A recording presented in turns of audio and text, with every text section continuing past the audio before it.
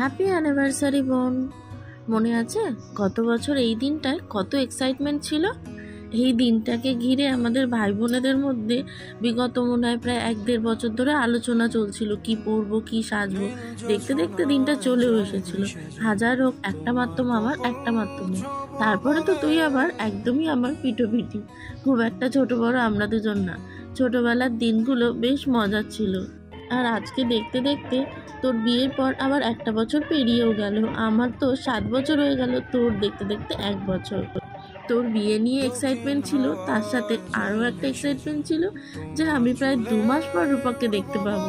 তখন তো আমরা বম্বেতেই শিফট করে গেছিলাম। তারপরে তো আবারও বলছি হ্যাপি অ্যানিভার্সারি। খুব ভালো থাকিস বোন, এইভাবেই দুজনে দুজনের সাথে। তোমার কপাল ছোঁবো বলে দক্ষিণ হাওয়ায় যাই ভেসে যায়।